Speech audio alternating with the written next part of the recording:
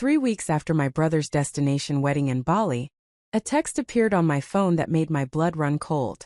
Just resigned from the firm. Chloe and I are doing Southeast Asia for 6 months. You'll cover our expenses like we discussed. Wire the first installment by Friday. We had never discussed anything of the sort. But that message was just the beginning of discovering how my family had been planning my financial future without me. Before we jump back in, tell us where you're tuning in from. And if this story touches you, make sure you're subscribed, because tomorrow, I've saved something extra special for you. I never imagined that being the responsible one would become a life sentence. Growing up in Sacramento, California, I learned early that success meant shouldering burdens others found too heavy. My name is Jordan Matthews, 31 years old, Senior Procurement Manager at a pharmaceutical distribution company called MediSource West. The job came with long hours, complex negotiations, and the kind of steady income that made me the family's unofficial safety net. My apartment in Midtown was modest but mine, a one-bedroom on the 4th floor with a view of nothing particularly interesting. The walls were decorated with prints I had purchased during a rare weekend trip to San Francisco 3 years ago, back when I still believed I would travel more once things settled down. Things never settled down. Instead, they accumulated, responsibilities layering over each other like sediment-forming rock, each stratum representing another person's crisis that somehow became my obligation to resolve. The morning the text arrived, I had been awake since 5, reviewing supplier contracts before heading into the office. My coffee had gone cold in its mug, a common occurrence during these early morning work sessions that bled into the rest of my day. My phone sat face down on the kitchen counter, a habit I had developed to avoid the constant interruptions that came from being the family member everyone called first when problems emerged. When I finally flipped it over during a break, 17 notifications waited. Most were work-related, approval requests and meeting confirmations. But one message stood out, not because of any special formatting but because of the sender. Dylan Matthews, my younger brother by 4 years, recently married to Chloe Henderson in a ceremony that had cost more than some people spend on cars. The wedding itself had been spectacular in the way that Instagram-perfect events often are. Beachfront ceremony, imported flowers, a photographer whose portfolio included celebrities I actually recognized. Dylan and Chloe had spared no expense, which would have been admirable if they had been spending their own money. Instead, the bill had been distributed across our parents, Chloe's parents, and through some creative accounting I was still untangling, partially funded by a loan Dylan had taken out with me listed as a co-signer. I had discovered that detail only 2 weeks after signing what I thought was a witness form for their marriage license. My parents, Gordon and Susan Matthews, had always treated Dylan differently than they treated me. He was the creative one, the free spirit, the child who needed room to explore and discover himself. I was the practical one, the problem solver, the daughter who would always land on her feet and therefore required less attention and support. This division had been established so early that I could not remember a time before it existed. It simply was like having brown hair or being right-handed, an immutable characteristic of our family structure. Dylan had spent his 20s sampling various careers the way other people sample appetizers. There had been a photography phase, a craft beer brewing attempt, a year spent developing a food truck concept that never progressed beyond menu planning, and most recently, a position at a marketing firm that he described as soul-crushing despite working there for only 14 months. Each venture began with enthusiasm and family support, emotional and financial, and ended with explanations about timing or market conditions or creative differences. The pattern was consistent, yet somehow each iteration was treated as an isolated incident, rather than part of a larger trajectory. Chloe had entered this ecosystem 18 months ago, meeting Dylan at a gallery opening for an artist whose work neither of them purchased. She came from a family with money, or at least the appearance of money, which in certain social circles amounts to the same thing. Her parents lived in a gated community in Granite Bay, drove European cars, and spoke casually about their timeshare in Cabo. Whether actual wealth supported this lifestyle or merely elaborate credit arrangements, I never learned. What mattered was that Chloe had been raised with certain expectations about how life should look, and Dylan had enthusiastically adapted himself to meet those expectations. Their courtship had been whirlwind and expensive. Weekend trips to wine country, concerts, dinners at restaurants where the menu did not list prices. Dylan's salary from the marketing firm could not have supported this lifestyle, which meant supplements came from elsewhere. I knew because some of those supplements came from me, small loans that Dylan requested for specific purposes. Car repair, security deposit, medical bill. Each request came with detailed explanations and promises of repayment once a bonus came through or a freelance check cleared. I gave him the money because that was what I had always done. Since childhood, I had been the one who shared, who helped, who smoothed over difficulties. When Dylan forgot his lunch money, I split mine. When he needed poster board for a school project the night before it was due, I drove to 3 stores until I found one open.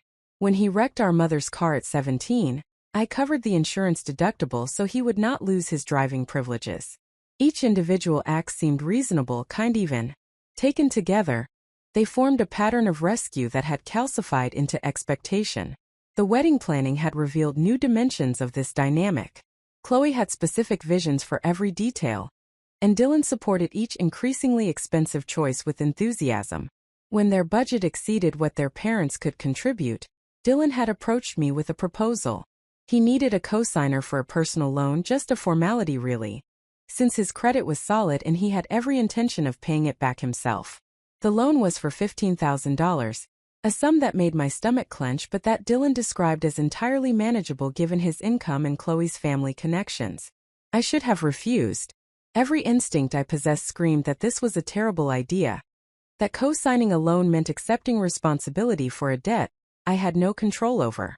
But Dylan had been so excited, so genuinely happy in a way I had rarely seen him. He talked about Chloe with devotion that seemed real, about building a life together, about finally having found his person. And underneath his words, unspoken but present, was the implication that refusing would mark me as unsupportive, as the sister who could not celebrate his happiness, as someone choosing money over family. So I signed. I told myself that Dylan was nearly 30, that he had learned from past mistakes, that love might finally provide the motivation and stability that family obligation had not. I told myself that Chloe came from a family with resources, that if problems emerged they would handle them. I told myself that I was being cynical and that sometimes trust requires risk. I told myself many things that allowed me to sign the document while ignoring the dread pooling in my chest. The wedding itself had been beautiful in an exhausting way. I had flown to Bali, taken vacation days I could barely afford given the projects pending at work, and spent a week smiling for photos while managing logistics that no one else seemed willing to address. The rehearsal dinner location lost the reservation, and I spent 2 hours on my phone finding an alternative. The florist delivered the wrong color roses, and I negotiated a last-minute substitution. Chloe's aunt had a dietary restriction no one had communicated to the caterer, and I advocated for accommodation while the bride and groom enjoyed their couple's massage. Throughout the week, I watched Dylan and Chloe float through their wedding celebration with an ease that comes from knowing others will handle the details. They were radiant, carefree, utterly absorbed in each other and the romantic narrative they were constructing. Their hashtag was #MatthewsAdventure, and Chloe's Instagram documented every moment with professional quality photos and captions about gratitude and new beginnings and choosing joy.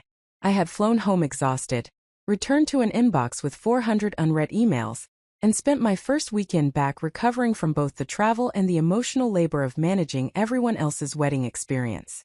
I had not expected gratitude exactly, but some acknowledgement would have been nice. Instead, the newlyweds posted photos from their honeymoon in the Maldives, another expense I tried not to calculate, and I returned to the rhythms of work and responsibility that defined my normal life. That had been 3 weeks ago.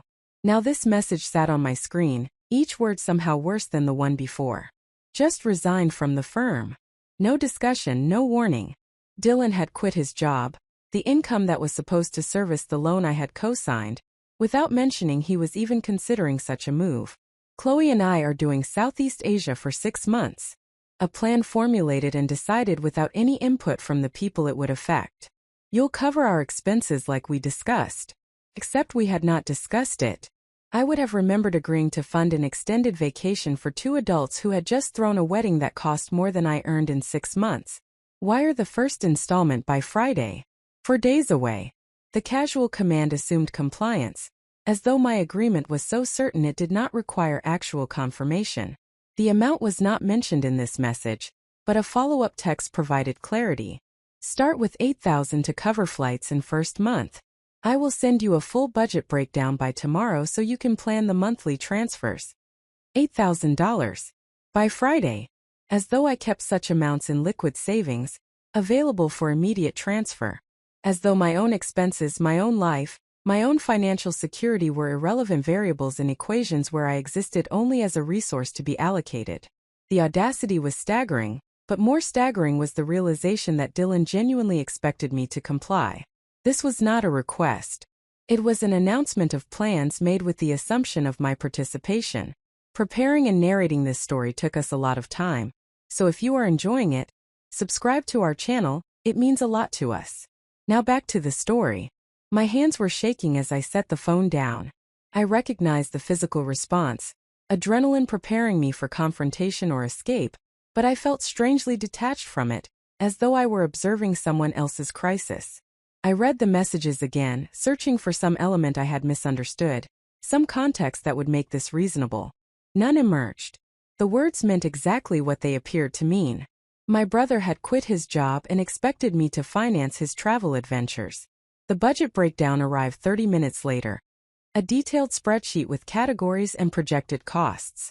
Flights, accommodations, food, activities, visas, travel insurance, miscellaneous. The monthly total was $7,500, with a note that some months might run higher depending on locations and exchange rates. 6 months of travel at $7,500 monthly was $45,000.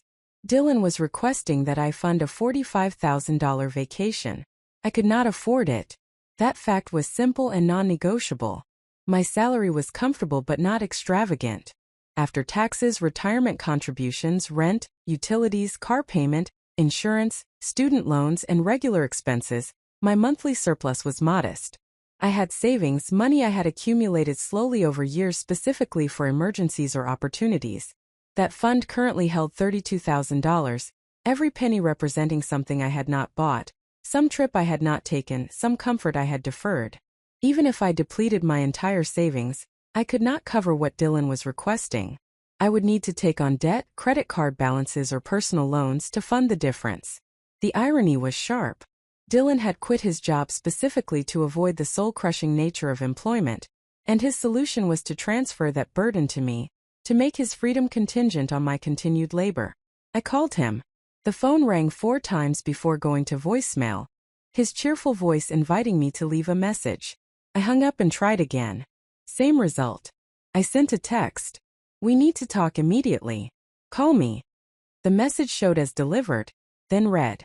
No response came. I waited 20 minutes, trying to focus on the contract review I had been working on before this bomb detonated in my day. The words on my screen refused to cohere into meaning. My phone rang. Not Dylan but my mother. Her voice was bright with excitement. Jordan, honey. I just heard the news about Dylan's big trip. Isn't it wonderful? He and Chloe are going to have such amazing experiences. You know, your father and I always regretted not traveling more when we were young. I think it is so brave of them to prioritize experiences over conventional career paths. I could not immediately form words. My mother continued, interpreting my silence as agreement. Dylan mentioned you are helping them with expenses. That is so generous of you, sweetheart. I know they really appreciate it. I told your father just this morning how lucky Dylan is to have a sister who supports his dreams. Not everyone has that kind of family backing. The phrase family backing struck me as particularly absurd given that I was apparently the only family member providing actual financial support. Mom, Dylan and I have not discussed any of this. I just got a text this morning telling me he quit his job and expects me to pay for their trip. We never agreed to anything. There was a pause, brief but noticeable. When my mother spoke again, her tone had shifted from excited to carefully reasonable. Oh well, I'm sure there was some miscommunication. But Jordan, you have to understand how important this is for Dylan. He has been so stressed at that job. It was affecting his health, his mental state. He and Chloe decided together that taking this time is necessary for their well-being and their marriage. You would not want them to start their life together with that kind of strain, would you? The question was rhetorical, structured to make disagreement seem cruel. I attempted anyway. Mom, I cannot afford to give them $45,000. That is more than half my annual take-home pay. I have my own bills, my own life. Well, no one is asking you to pay for everything, my mother said, though Dylan's spreadsheet suggested otherwise. I'm sure they just need some help getting started. Maybe the first month or two until they figure out a sustainable approach. Dylan mentioned something about travel blogging, documenting their journey. That could become an income stream. Travel blogging. An income stream so reliable that Dylan felt comfortable quitting his actual job before establishing any revenue. I recognized the pattern.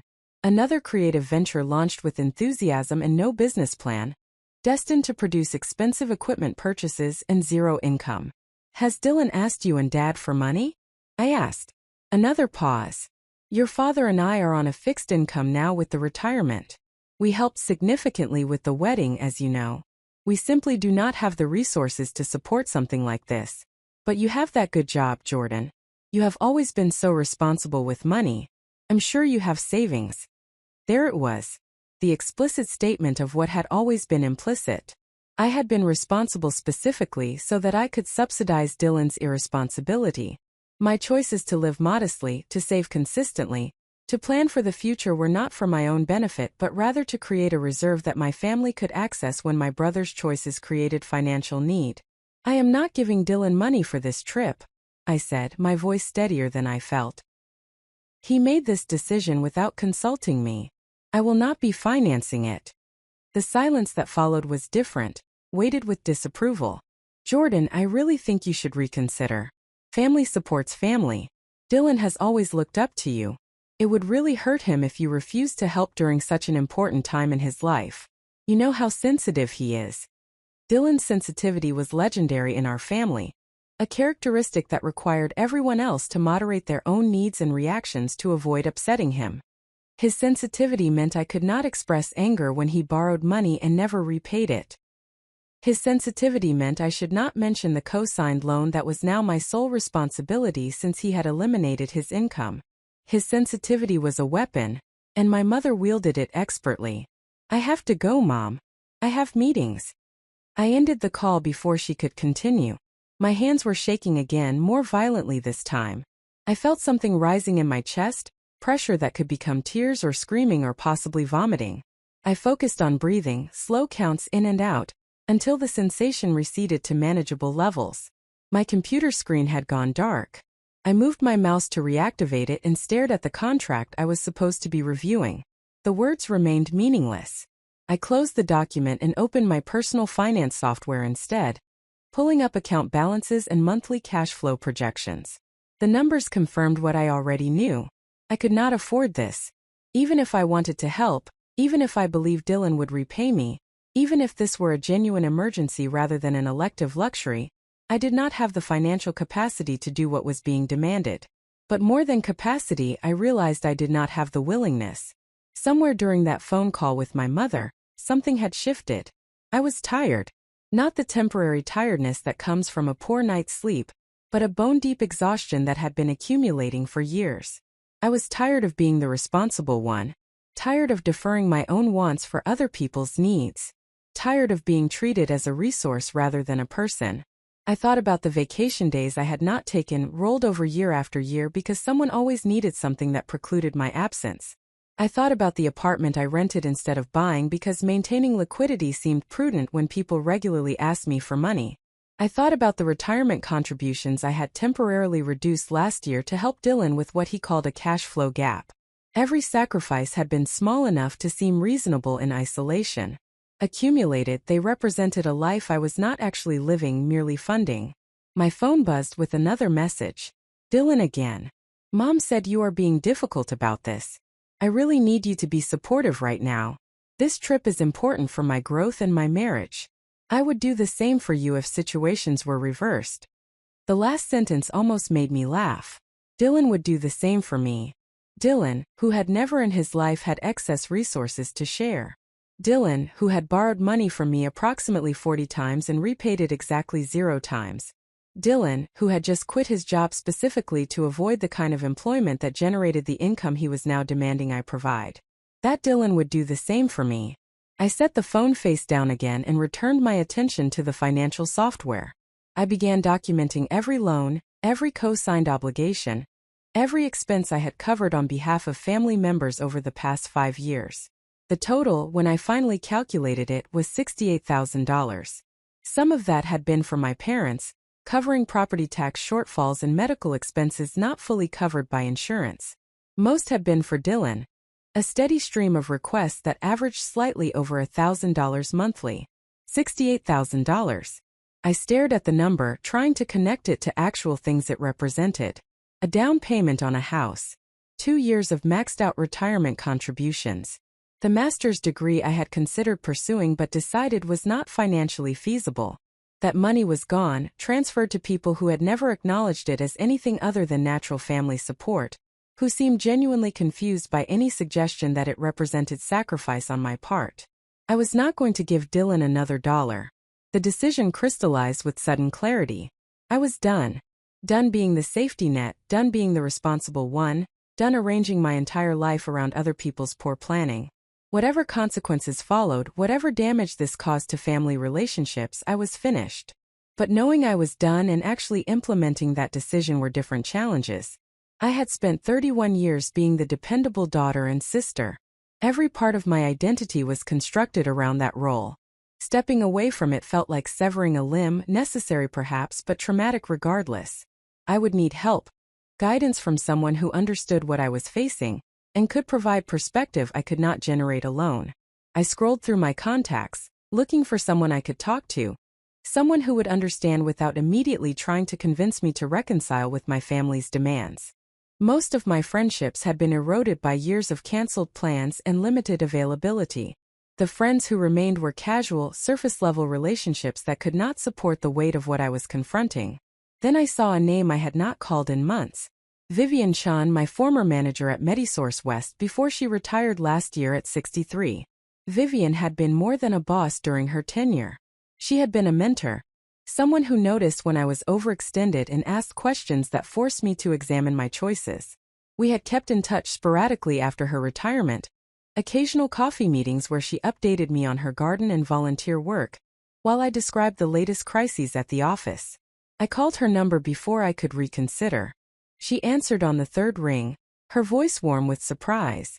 "Jordan, what a lovely surprise. How are you?" "I need advice," I said, and something about saying it out loud to someone safe made my voice crack.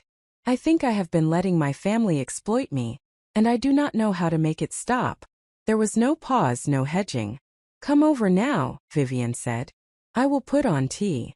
I left the office, telling my assistant I had a personal emergency and would be working remotely for the rest of the day. The drive to Vivian's house in Land Park took 20 minutes, traffic mercifully light for midday. Her home was a modest craftsman with a front garden that had exploded with late summer blooms, evidence of the retirement hobby she had mentioned during our last conversation. She opened the door before I finished climbing the porch steps, her silver hair pulled back and her expression serious in a way that made me feel immediately understood. "Come in," she said. "Tell me everything." And I did. Vivian's living room smelled like jasmine tea and old books, a combination that immediately settled something anxious in my chest. She guided me to her couch, a well-worn leather piece that had clearly supported many conversations over the years, and placed a steaming mug in my hands before settling into the armchair across from me. She did not speak, just waited with the patient silence of someone who understood that some stories required time to emerge. I started with the text message, pulling out my phone to show her Dylan's exact words. Vivian read it without expression, then scrolled to see the budget spreadsheet and my mother's subsequent messages. She handed the phone back and took a slow sip of her tea, her dark eyes thoughtful behind her glasses. "How long has this been happening?" she asked finally. The question was broader than it appeared. She was not asking about this specific incident but about the pattern, the foundation that made Dylan believe such a request was reasonable. I found myself going back years, describing the loans that became gifts, the co-signed obligations, the emergency bailouts that occurred with clockwork regularity. Vivian listened without interrupting, occasionally nodding as certain details confirmed whatever framework she was building in her mind. When I finally ran out of examples, my tea had gone cold and the afternoon light had shifted across the hardwood floors. I felt emptied out, as though confessing the full scope of the situation had drained something vital from my body. Vivian set down her own mug and leaned forward slightly. Do you know what a parentified child is? She asked. I shook my head. The term was unfamiliar, though something about it resonated uncomfortably. It is a dynamic where a child is given adult responsibilities inappropriately early, often emotional or financial caregiving for parents or siblings. The child learns that their value lies in their utility, in what they can provide or fix for others. They become hyper-responsible while their emotional needs get neglected. Does that sound familiar? It sounded like my entire childhood compressed into a clinical description. I thought about being 8 years old and mediating arguments between my parents because my presence made them moderate their anger. I thought about being 12 and managing the household budget because my mother found it stressful and I was so good with numbers. I thought about every time Dylan got into trouble, and I was expected to help solve it because I was the capable one. The tragedy, Vivian continued, is that parentified children often become parentified adults. The patterns do not stop at 18. They carry forward into every relationship, especially with family. The child who learned to earn love through service becomes the adult who cannot imagine being valued for simply existing. Her words struck something deep and painful. I had never articulated it precisely that way, but she was describing the fundamental terror that governed my interactions with family. If I was not useful, was I anything? If I stopped solving problems and providing resources, would anyone want me around? The questions exposed an abyss I had been carefully avoiding for 3 decades.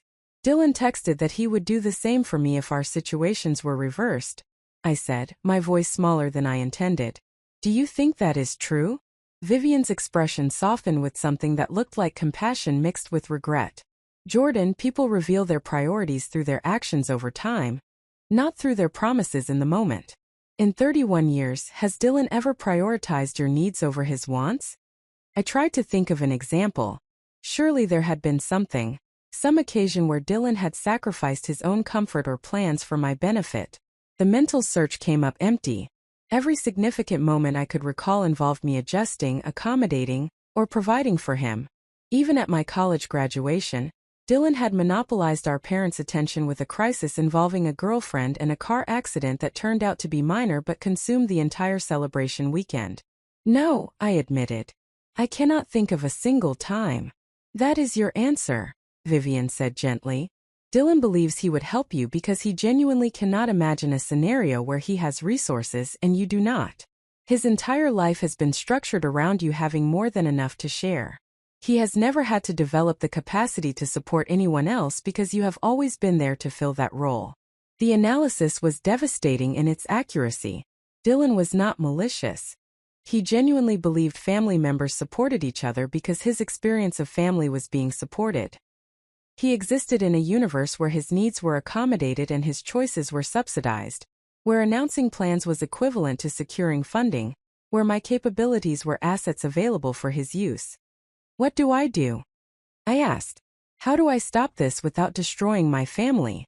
Vivian stood and walked to her bookshelf, pulling out a worn notebook.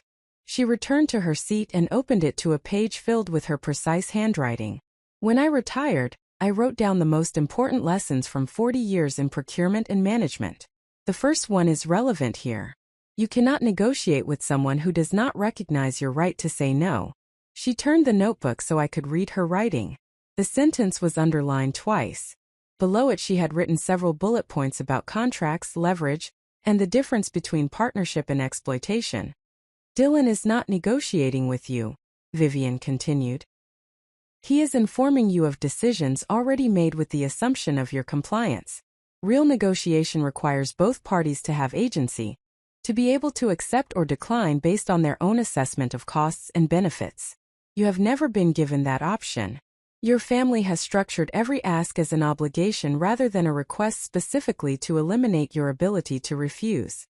I thought about the language my mother had used. Dylan needs you to be supportive. Family supports family. You would not want them to start their marriage with that kind of strain. Every phrase was designed to make my refusal seem like a moral failure rather than a reasonable boundary. How do I break the pattern? I asked. You make a decision and hold it regardless of pressure, Vivian said. You accept that people who have benefited from your compliance will be unhappy with your boundaries. You understand that their unhappiness is not evidence you are wrong but rather confirmation you are disrupting a system that worked very well for them and very poorly for you. The straightforward nature of her advice was both clarifying and terrifying. She was describing a rupture, a fundamental break from the role I had always played. The prospect made my chest tight with anxiety, but underneath the fear was something else. Relief perhaps, or recognition that I had been waiting for permission to stop, and Vivian was finally granting it. They will be so angry, I said quietly. Dylan will feel betrayed. My parents will be disappointed. I will be the villain in the family story. Yes, Vivian agreed without hesitation. All of that is likely, and it will be painful. But Jordan, what is the alternative? You give Dylan $45,000 you do not have? You go into debt to fund his vacation? You continue this pattern until you are 50, 60, 70 years old with nothing left for yourself? At what point does their anger become less important than your survival? I had no answer because there was no answer. She was right. The path I had been on led to complete depletion.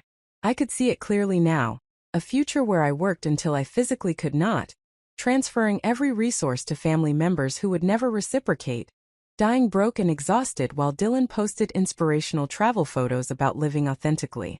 I am not giving him the money, I said, testing how the words felt. They felt good. Scary but good. I am not co-signing anything else. I am not covering anyone's expenses anymore. Vivian smiled, a real smile that reached her eyes. Good. Now we need to talk about implementation because knowing what you want to do and actually doing it are very different challenges. She retrieved a legal pad from a side table and uncapped a pen. For the next hour we strategized like we were planning a complex procurement negotiation. Vivian asked detailed questions about my financial entanglements with family members. How many accounts had I given them access to? What bills were in my name but for their benefit? What automatic transfers existed? What legal obligations like the co-signed loan created ongoing liability? The inventory was sobering. Dylan had my account information for emergency access I had granted years ago.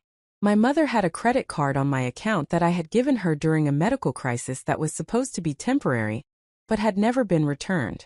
My father was listed as an authorized user on my cell phone plan, a convenience from when he had phone troubles that had evolved into me paying his portion indefinitely. The co-signed loan with Dylan obviously created direct financial exposure. First priority is cutting off access, Vivian said, making notes. You need to close or restrict every account they can touch. Open new accounts at a different bank. Transfer your assets there. Change passwords, security questions, everything. Assume that anything they know can be used to access your resources. The thought of taking such concrete action made my heart race. That feels so extreme. Like I think they are criminals. They may not be criminals, but they have demonstrated a willingness to use your resources without your consent, Vivian countered. The co-sign loan is a perfect example. Dylan presented it as a formality, but he knew it made you legally responsible for a debt you would not have chosen. That is not respectful behavior, Jordan. That is manipulation. I could not argue with her logic. Dylan had indeed manipulated me into that co-signature, using my love for him and my desire to support his happiness as leverage. The fact that I loved him did not erase the manipulation. If anything, it made it worse. Second priority is documentation, Vivian continued. You need records of every financial interaction. Bank statements showing transfers, texts or emails where they request money, receipts for things you paid. If this escalates legally, you need to be able to demonstrate the pattern. Why would it escalate legally? I asked, alarmed. Because people who have been taking resources often feel entitled to them. When you cut off access, they may try to claim you owe them something, that verbal agreements existed, that you were managing shared assets. Documentation protects you from false claims. The idea that my family might make false claims against me seemed paranoid. But then again, I had not imagined Dylan would quit his job and demand I fund his travels. My ability to predict their behavior had clearly been impaired by my assumptions about their character. Third priority is communication strategy, Vivian said. You need to decide how and when you are going to inform them of your boundaries. My advice is to do it in writing so there is a record and so you can control the message without getting drawn into circular arguments. What do I say? I asked. The prospect of crafting that message felt overwhelming. Vivian tapped her pen against the legal pad thoughtfully. You keep it simple and factual. You are not financing the trip. You are not providing ongoing financial support. You need to focus on your own financial stability. You wish them well but cannot continue the current arrangement. That is it. No lengthy explanations, no justifications, no apologies. They will want explanations, I said. My mother especially will demand to know why I am being so selfish. And you will not provide them, Vivian said firmly. Explanations become negotiations. They will pick apart every reason you give, trying to find the argument that changes your mind. You simply repeat your decision. You are not available for this. You have made your choice. You hope they understand, but your decision is final. I tried to imagine actually implementing this strategy. My mother would call repeatedly. Dylan would oscillate between anger and hurt. My father would likely stay silent, which was somehow worse than engagement. The entire family system would mobilize to restore the equilibrium I was disrupting. What if they cut me off? I asked, voicing my deepest fear. What if they decide I am not family anymore? Vivian set down her pen and looked at me with an expression that was both kind and unflinching. Jordan, are they family now? Real family, the kind that cares about your well-being and respects your limits? Or are they people connected to you by biology who have found you useful? The question hit like a physical blow. I wanted to defend them, to insist that underneath the dysfunction was genuine love. But I could not point to evidence of that love. I could point to need, to expectation, to habit. I could not point to anyone in my family asking how I was doing in a way that expected an honest answer. I could not point to anyone noticing when I was overwhelmed or struggling. I could not point to anyone celebrating my successes unless those successes generated resources they could access. I do not know, I whispered. Then maybe, Vivian said gently, you need to find out. And the only way to know who people really are is to see how they respond when you are not available to serve them. We spent another 30 minutes going through practical logistics. Vivian gave me the name of her financial advisor, suggesting I schedule an appointment to review my situation and develop a plan for recovering from years of financial extraction. She also gave me the contact information for a therapist she knew who specialized in family dynamics and boundary work, noting that I would need support for the emotional complexity ahead. By the time I left her house, the sun was setting and my phone had accumulated 14 new messages. I did not look at them. Instead, I drove to my bank, arriving just before closing. The banker who helped me was cheerful and efficient, asking no questions about why I wanted to open new accounts and transfer everything immediately.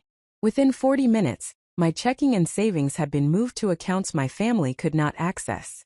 I requested new debit and credit cards, changed my online banking passwords, and updated my security questions to things no one in my family would know the answers to. Walking out of the bank, I felt strangely light despite having just taken irreversible action. The new account numbers in my wallet represented a boundary already established, protection already in place. No matter what pressure came next, my family could not simply help themselves to my money. They would have to ask, and I would have the power to refuse. I went home and ordered takeout, something I rarely did because it seemed wasteful. Tonight felt like a night for small celebrations of my own needs. While I waited for the delivery, I opened my laptop and began drafting the message Vivian had suggested. It took 17 attempts to strike the right tone, firm but not cruel, clear but not over-explained. The final version read, Dylan, I have received your messages about your travel plans. I will not be providing financial support for this trip or any ongoing expenses. I need to focus on my own financial stability and future. I wish you and Chloe well, but I am not available to fund your travels. Please make alternative arrangements. Jordan. I read it aloud 3 times. Felt too short, too blunt. Surely I needed to explain more, to soften the blow somehow. But I could hear Vivian's voice cautioning against explanation. This was not a negotiation. This was a statement of fact. I copied the message and sent it to Dylan. Then I turned off my phone completely, not just silencing it but powering it down. For tonight I would exist in a bubble where no one could reach me, where no crisis could intrude, where I was accountable only to myself. The food arrived and I ate it slowly, tasting it properly instead of consuming it while working or managing some family emergency. I watched a movie I had been meaning to see for months. I took a long bath without my phone nearby in case someone needed something. I went to bed early and slept deeply, the kind of sleep that comes from having made a difficult decision and survived the immediate aftermath. When I woke the next morning, the peace of the evening had dissipated. Today I would turn my phone back on. Today the consequences would begin. I lay in bed for a long moment, gathering courage, then reached for my phone on the nightstand. 73 notifications appeared as the device powered up. Text messages, missed calls, voicemails, and several emails. My chest tightened with familiar anxiety, but I reminded myself that I had already made my decision. Whatever these messages contained, they could not change my answer. I started with the text messages. Dylan had sent 19.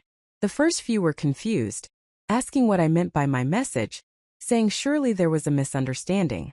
The middle ones were angry, accusing me of sabotaging his marriage and his dreams out of jealousy. The most recent ones were hurt, reminding me of everything he claimed to have done for me over the years and questioning what kind of sister I had become. My mother had sent 12 messages. The tone started with concern, asking if I was feeling well and suggesting we talk before I made any rash decisions. It progressed to disappointment, expressing how hurt Dylan was and how this was affecting the whole family. The final messages were more direct, stating that I was being selfish and that this behavior was unacceptable. My father had sent only 2 texts. Call your mother, and family meeting Sunday at 3. Be there. I felt the familiar pull to respond immediately, to manage their emotions, to fix the distress I had caused. But I recognized that pull now for what it was. Programming, not obligation. The distress was theirs to manage, not mine to resolve. I composed a group text to my parents and Dylan. I understand you are upset with my decision. It is final and not open to negotiation. I will not be attending family meetings about this topic. I need space and I need you to respect my boundaries. I will reach out when I am ready for contact. I sent it before I could reconsider, then immediately muted the conversation. They could respond all they wanted. I would see the messages eventually, but I would not be subjected to the constant notifications, the drip of manipulation designed to wear down my resolve. The voicemails I did not listen to. Whatever they contained could be summarized by the texts. I deleted them without playing them, a small act of self-protection that felt significant. The day stretched ahead with unusual openness. I had taken a personal day from work, giving myself time to process and plan.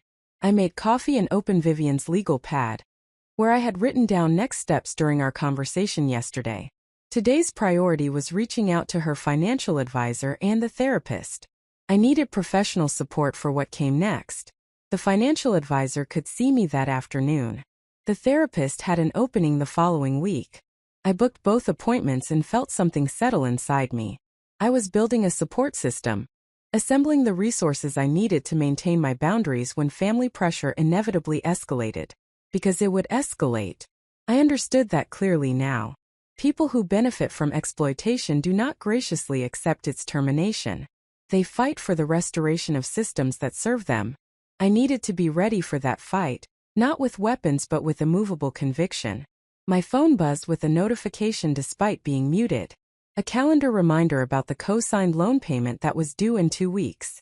My stomach dropped. I had been so focused on cutting off future obligations that I had not fully processed the existing one. Dylan's loan payment was $2,700 monthly. With his unemployment, that payment responsibility was now entirely mine. I opened my banking app and looked at the new accounts I had established yesterday. The loan was connected to my old account, which I had left open with minimal balance specifically for existing automatic payments. I needed to determine whether I could simply let that payment default, or whether I was legally obligated to continue servicing debt that Dylan had incurred. This was a question for the financial advisor this afternoon, but the anxiety of uncertainty made waiting difficult.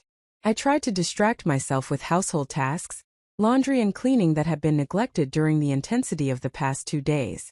Physical activity helped somewhat, giving my mind something concrete to focus on beyond the swirling fears about family rupture and financial liability. The afternoon appointment came as a relief. Marcus Henderson, Vivian's financial advisor, Worked out of a small office in East Sacramento decorated with family photos and certificates demonstrating various professional credentials. He was perhaps 50, with graying hair and a calm demeanor that immediately put me at ease.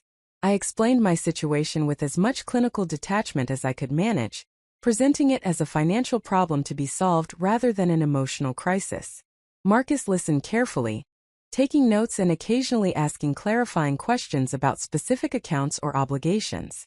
When I finished, he sat back in his chair and exhaled slowly. "Okay," he said. "First, the co-signed loan. You are legally responsible for that debt. If Dylan stops paying, the lender will pursue you for payment. If you stop paying, it damages your credit significantly, and the lender can pursue legal action including wage garnishment. This is unfortunately the reality of co-signing. You accepted joint liability." The confirmation of what I feared did not make it easier to hear. "So I have to keep paying his loan even though he quit his job specifically to avoid working?" "You have to keep paying the loan or accept serious credit damage and potential legal consequences," Marcus corrected. "What Dylan does is separate. However, you do have some options. You can attempt to refinance the loan solely in Dylan's name, though that requires his cooperation and his creditworthiness without your backing. You can pay the loan but pursue legal action against Dylan for reimbursement. Or you can negotiate with Dylan directly for him to resume payments." None of those options sounded promising. Dylan negotiating fairly seemed unlikely. Him qualifying for refinancing without my backing was doubtful given he had just eliminated his income. Legal action meant hiring an attorney and potentially years of litigation. "The reality," Marcus continued gently, "is that co-signing was a financial mistake. I know that is not what you want to hear, but moving forward requires acknowledging it clearly. You have exposure here that will continue for the full term of the loan unless you can eliminate it somehow." "How long is the term?" I asked. Marcus reviewed the loan documents I had brought. 5 years. You are 4 months in. That means 56 more payments of $2,700 each. If you pay the full remaining balance, that is $151,200. The number was staggering. Over $150,000 because I had trusted my brother and wanted to support his happiness. I felt simultaneously furious and foolish, angry at Dylan for exploiting my trust and angry at myself for ignoring every instinct that warned me not to sign. "Can I pay it off early?" I asked. "The loan terms allow early payoff without penalty," Marcus confirmed. "However, the question is whether you have the resources to do that without destroying your own financial stability." We spent the next hour reviewing my complete financial picture. My salary, my expenses, my remaining savings after years of family extraction, my retirement accounts, my debt obligations. Marcus built a comprehensive spreadsheet, color-coded and detailed, that showed exactly where I stood. The summary was sobering. If I paid off Dylan's loan immediately, I would deplete my savings entirely and need to liquidate my retirement accounts, incurring taxes and penalties that would cost an additional $30,000. I would be left with essentially nothing, starting over financially at 31. "I do not recommend that approach," Marcus said. "It solves one problem but creates others. Instead, I suggest building a strategy that protects your financial future while managing the loan obligation." His recommendation involves several components. Continue making the monthly loan payments while simultaneously documenting every payment for potential future legal action against Dylan. Reduce my expenses aggressively to free up additional cash flow for accelerated debt payoff and savings rebuilding. Consider a side income stream if possible to increase earning capacity. Most importantly, establish absolute boundaries against any additional financial obligations to family members regardless of circumstances. Every dollar you give your family from this point forward is a dollar stolen from your own future, Marcus said bluntly. You cannot afford generosity right now.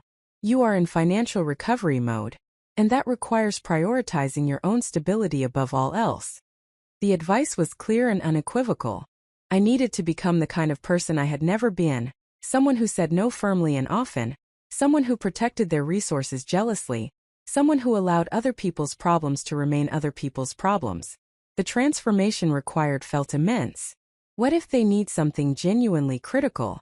I asked. What if there is a medical emergency or someone loses housing? Marcus did not hesitate. Then they access the same resources anyone else would. Community programs, other family members, their own savings or credit. Jordan, you have been treating your family's emergencies as your emergencies. That has to stop. Their crises are not your responsibility unless you choose to make them your responsibility, and given your current financial situation, you cannot afford to make that choice. I left his office with a detailed financial recovery plan and a sense of grim determination. The next 5 years would be difficult. Every month I would write a check for a loan that benefited someone else. Every month I would remember the cost of my misplaced trust. But at the end of those 5 years, I would be free of this particular obligation, and I would never be foolish enough to co-sign anything again. The week passed in a strange combination of normalcy and crisis. I went to work, attended meetings, reviewed contracts, managed my team. On the surface, everything appeared routine. Underneath, I was navigating constant pressure from family members who could not accept my boundaries. Dylan sent increasingly desperate messages. He and Chloe had already booked flights based on the assumption of my funding. They had given notice on their apartment. They had made commitments to travel companions. My refusal was not just disappointing but actively destructive to plans already in motion. He needed me to reconsider immediately. My mother called daily, leaving voicemails that ranged from concerned to manipulative to outright angry. I was tearing the family apart. I was being unreasonable. Dylan was depressed and it was my fault. What would people think when they found out I had refused to help my own brother? Did I not care about anyone but myself? My father's approach was silence punctuated by brief, cutting messages. Disappointed in you and raised you better than this, and your mother is heartbroken. I did not respond to any of it. Vivian had been right. Engagement would only create opportunities for manipulation. Instead, I let the messages accumulate, checking them once daily to ensure there were no genuine emergencies but otherwise allowing them to exist unaddressed. The therapist appointment arrived with relief. Dr. Sarah Okonkwo practiced from a small office filled with plants and soft lighting. She was younger than I expected, perhaps late 30s, with a direct gaze that felt assessing but not judgmental. I gave her the abbreviated version of my situation, then waited for her response. Dr. Okonkwo was quiet for a moment, making notes before looking up. "How do you feel about the decisions you have made?" she asked. It was not the question I expected. I thought she would analyze my family or offer coping strategies.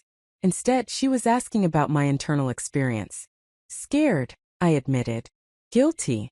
Like I am doing something terrible even though I know logically I am just protecting myself. "Tell me about the guilt," she prompted. I tried to articulate the complex swirl of emotions. I felt guilty for having resources when Dylan did not, even though he had eliminated his own resources voluntarily. I felt guilty for changing rules everyone had relied on, even though those rules had never been explicitly agreed upon. I felt guilty for hurting people I loved, even though they had hurt me repeatedly through their demands and expectations. "That guilt is programmed," Dr. Okonkwo said when I finished. "It is not arising from actual wrongdoing. It is a conditioned response created by years of having your boundaries violated. Every time you tried to say no as a child or young adult, you were likely punished through withdrawal of affection, accusations of selfishness, or increased pressure. Your nervous system learned that boundaries equal danger. So now, even though you are setting healthy boundaries as an adult, your body is responding as though you are in danger." The explanation resonated with uncomfortable accuracy. I could remember specific instances of trying to set limits and being made to feel cruel for it. When I was 16, I had refused to give Dylan money for concert tickets, and my mother had given me the silent treatment for 3 days. When I was 23, I had declined to cover rent for my parents, and my father had told me I was ungrateful for everything they had sacrificed for me. The pattern had trained me effectively. How do I make the guilt stop? I asked. "You do not," Dr. Okonkwo said gently. "Not immediately anyway. The guilt will persist because the programming is deep. What changes is your response to the guilt. Instead of treating it as accurate information about your behavior, you recognize it as an alarm system that was installed by people who benefited from your compliance. You can acknowledge the guilt without being controlled by it." She gave me homework. Each time I felt guilty about my boundaries, I was to write down the specific thought driving the guilt, then challenge it with factual questions. Does this person's need constitute an emergency I am obligated to solve? Have I actually done something wrong, or have I simply stopped doing something I was never obligated to do? What would I tell a friend in this situation? The exercise sounded simple, but implementing it proved difficult. The guilt arose constantly, triggered by every message notification, every memory of family closeness, every imagining of how they must be talking about me. But gradually, over the following days, I began to distinguish between guilt that reflected actual wrongdoing and guilt that reflected boundary enforcement. The family meeting I had been commanded to attend came and went without my presence. I did not respond to the invitation and did not explain my absence. The next day, I received a long email from my mother detailing how hurtful my absence had been, and how the family had spent the meeting discussing concerns about my mental state. They had decided I needed help and were researching options for intervention. The implied threat was clear. If I did not resume compliance voluntarily, they would attempt to force it through claims about my competence or stability. I forwarded the email to both Marcus and Dr. Okonkwo, documenting the escalation. Dr. Okonkwo advised me to send a clear written statement declining any unwanted intervention and asserting my capability to manage my own affairs. Marcus suggested I might want to consult with an attorney about protective measures if the threats continued. I was building a team, I realized. Vivian, Marcus, Dr. Okonkwo, and potentially a lawyer. These were my people now, the ones supporting my autonomy rather than demanding my sacrifice. The recognition felt both empowering and melancholic. My blood family was supposed to fill these roles. Instead, I was cobbling together surrogate support from professionals I paid to care about my well-being. But paid support was better than exploitative family. At least these relationships were honest about their terms. I knew exactly what I was receiving and what I was giving. There were no hidden expectations, no manipulative demands, no punishment for boundaries. The clarity was refreshing even if the necessity was sad. 3 weeks after my initial refusal, Dylan showed up at my apartment unannounced. I heard the knock and checked the peephole, seeing him standing in the hallway looking tired and agitated. For a moment I considered not answering, but that felt cowardly. I opened the door but did not invite him in. "We need to talk," Dylan said without preamble. "I have said everything I need to say," I replied, keeping my voice level. "I am not changing my decision." "Jordan, please. Just let me explain. You do not understand how important this is. I understand that you quit your job and expect me to fund your vacation. That is all I need to understand." Dylan's face flushed with frustration. "It is not a vacation. It is an investment in our future. Chloe and I are building a brand. The travel blog will generate income eventually. This is about setting up our life together." "Then set it up with your own money," I said simply. "I do not have money right now. That is why I need your help. When the blog takes off, I will pay you back with interest. This is actually a good investment for you." I almost laughed at the absurdity. Dylan, who had never repaid a loan in his life, was now framing his vacation funding as an investment opportunity. "No, Dylan. I am not giving you money. I am barely managing the loan I co-signed for your wedding. I cannot afford to support you. You are barely managing." Dylan's voice rose with disbelief. "You make plenty of money. You just do not want to share it. You never want to help anyone but yourself."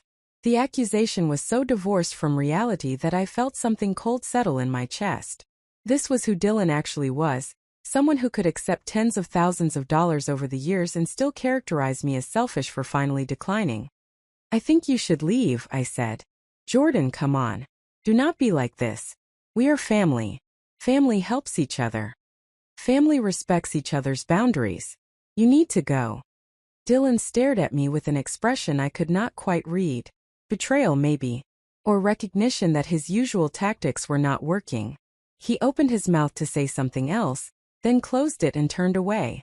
I watched him walk down the hallway and disappear into the elevator before closing and locking my door. My hands were shaking, adrenaline flooding my system from the confrontation. But underneath the physical reaction was something solid. I had held my boundary. Dylan had deployed guilt, manipulation, false promises, and finally anger. None of it had moved me. I had survived the direct confrontation and my answer remained unchanged.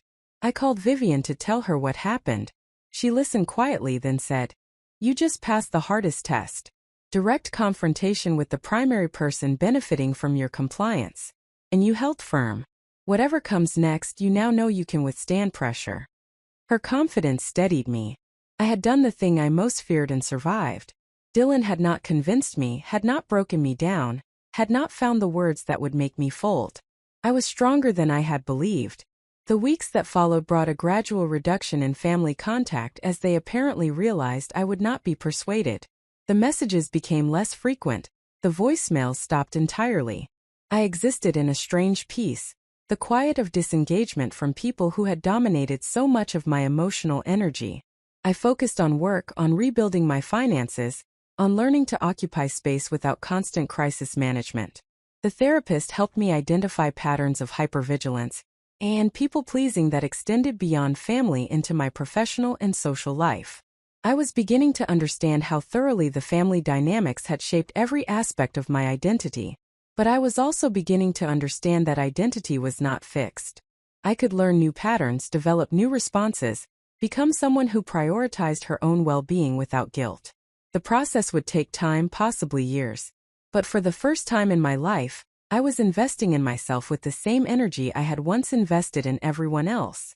And that investment, I was discovering, was the most important one I would ever make.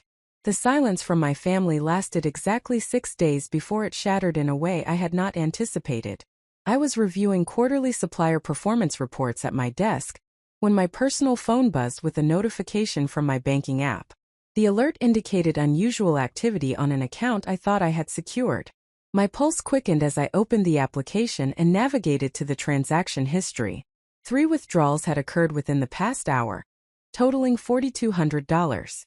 The transactions were labeled as cash advances from an ATM in Roseville, a suburb 20 minutes from where my parents lived. My stomach dropped as I scrolled through the account details, trying to understand how this was possible.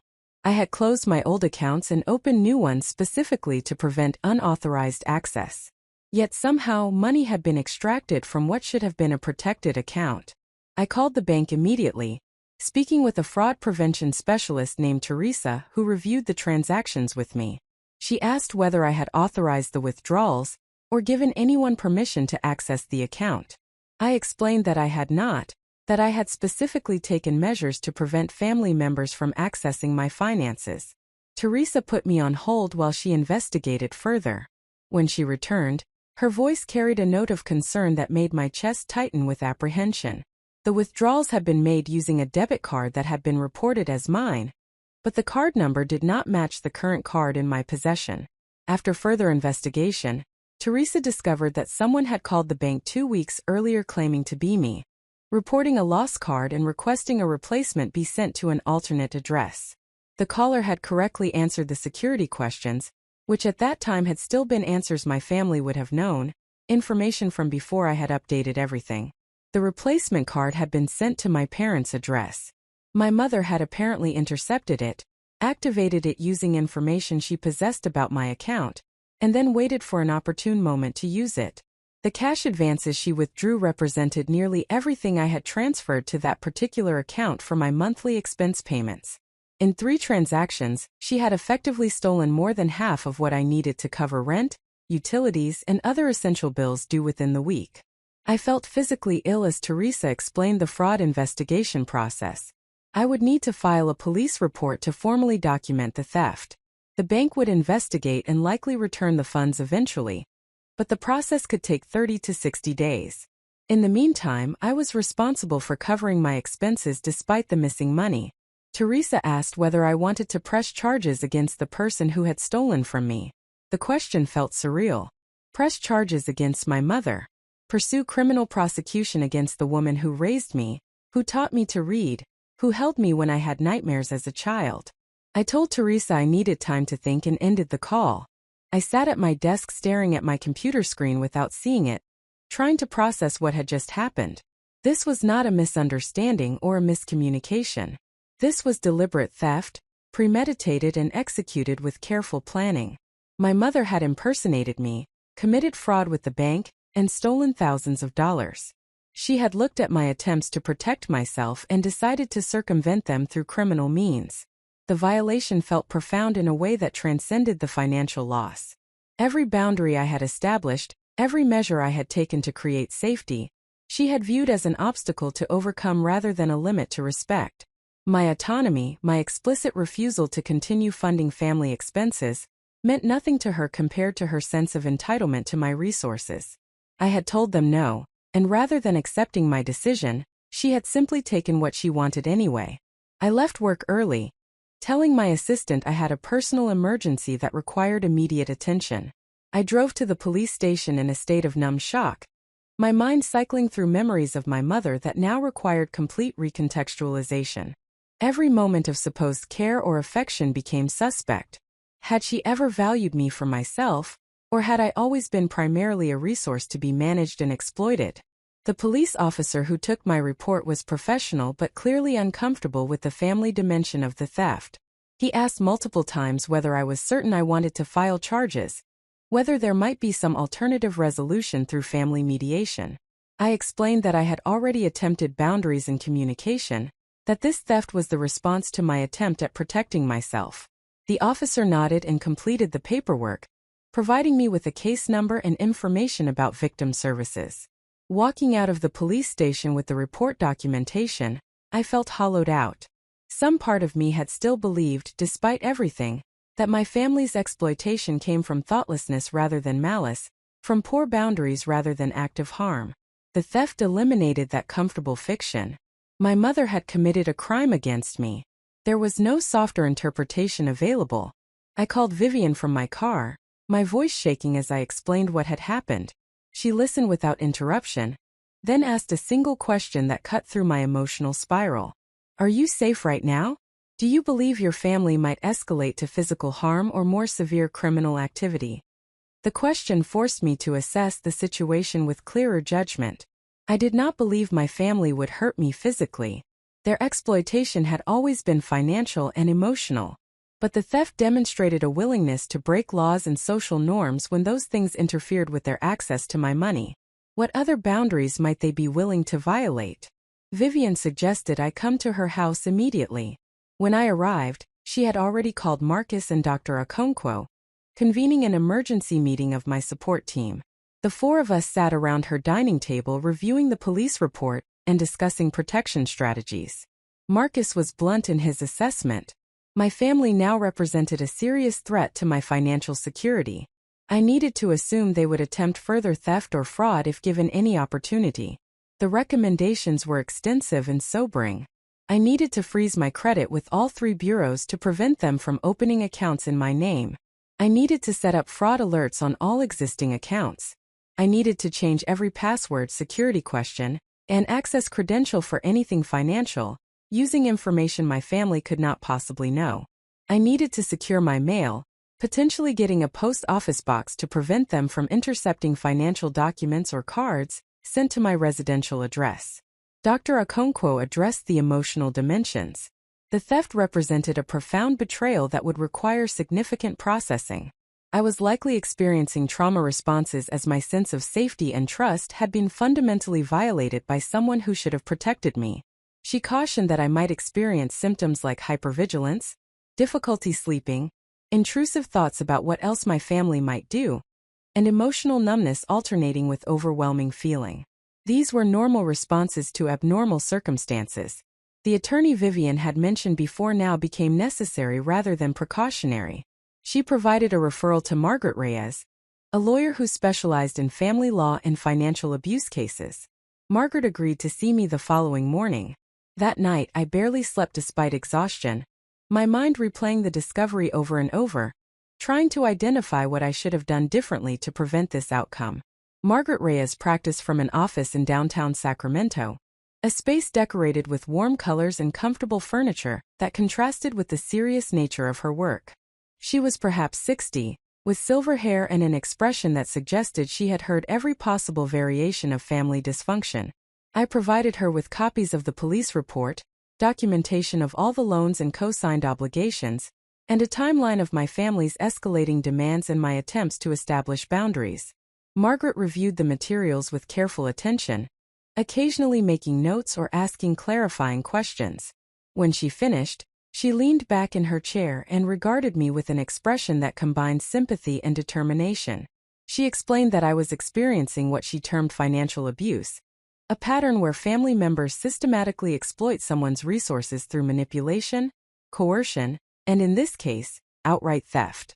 The pattern I had described was textbook, she said, right down to the escalation when the victim attempted to escape. The legal options available to me depended on what outcomes I wanted to achieve. I could pursue criminal charges against my mother for the theft, which I had already initiated by filing the police report. I could pursue civil action against Dylan for the co-signed loan, establishing a legal judgment that he owed me the money even if collecting proved difficult. I could seek restraining orders if the harassment continued or escalated. I could document everything in preparation for potential future legal needs if my family attempted more sophisticated fraud like identity theft or fraudulent claims against my assets. Margaret recommended a comprehensive protective approach. She would send formal cease and desist letters to each family member, clearly documenting that any further contact or attempts to access my finances would be considered harassment and criminal activity subject to prosecution.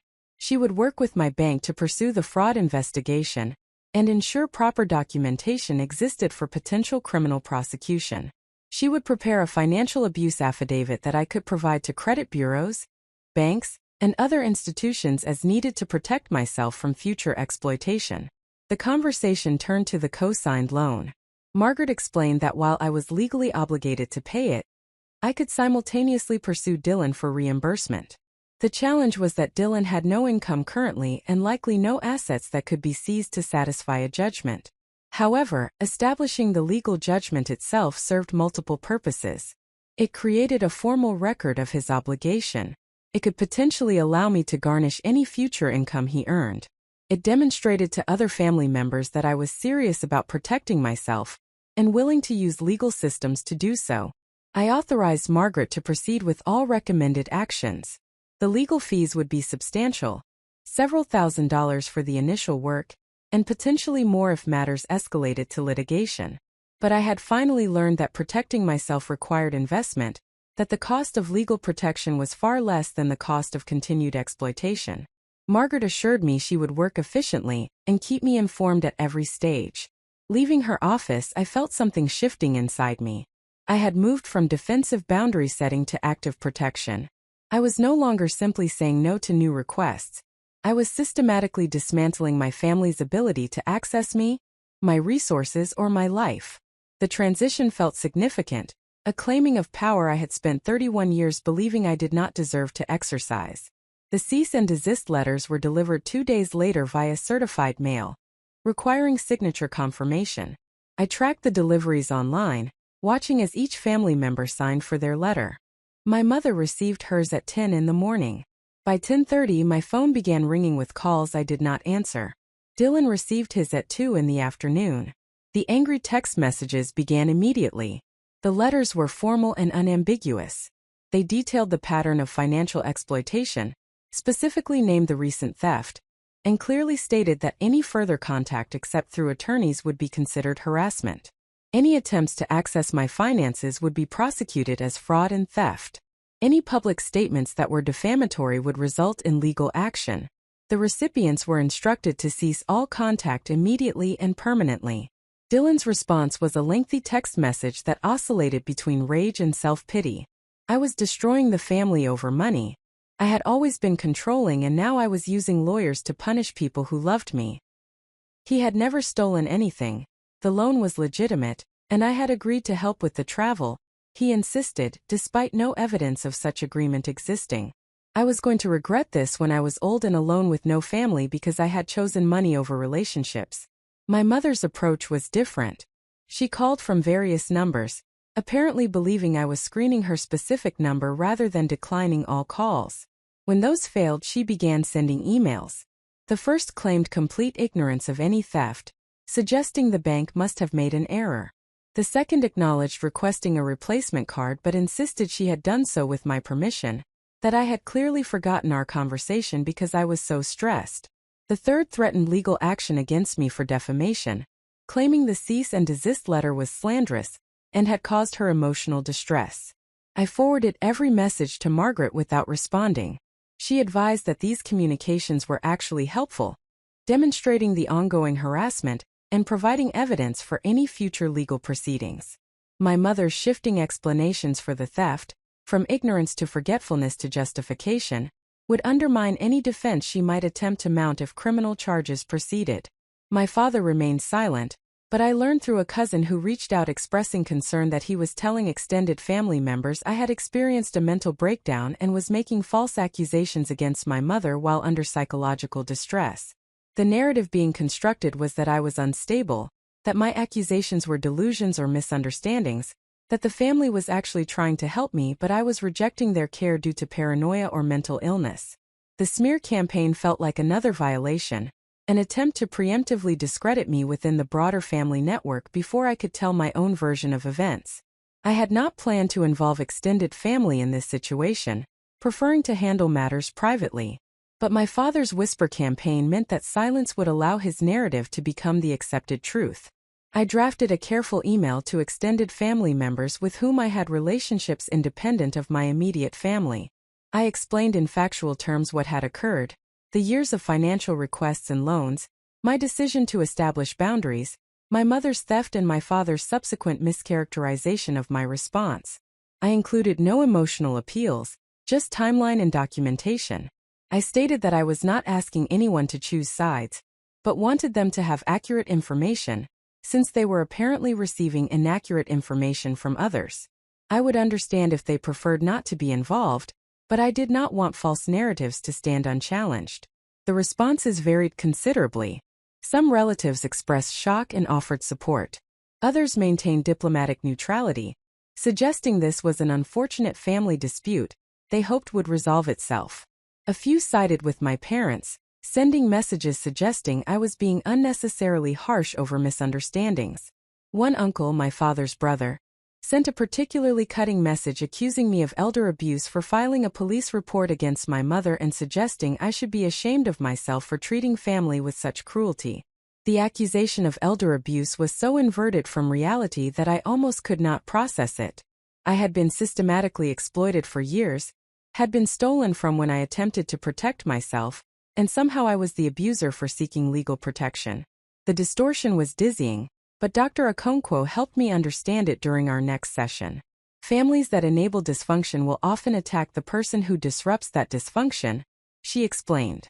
The enablers are invested in maintaining the system because acknowledging the abuse would require admitting their own complicity through years of looking the other way. My uncle who accused me of elder abuse had certainly witnessed years of my family's financial exploitation. He had been present at holidays where my parents openly discussed their financial difficulties and my contributions to solving them. He had never questioned whether this arrangement was appropriate or sustainable. Acknowledging that my mother had committed theft against me would require acknowledging that he had observed exploitation and said nothing. It was psychologically easier for him to reframe me as the problem.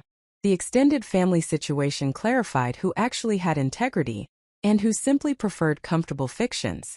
Several cousins and one aunt reached out privately expressing that they had noticed concerning patterns but felt unable to intervene. They offered support now, asking what they could do to help. I appreciated their offers but also recognized the limitations.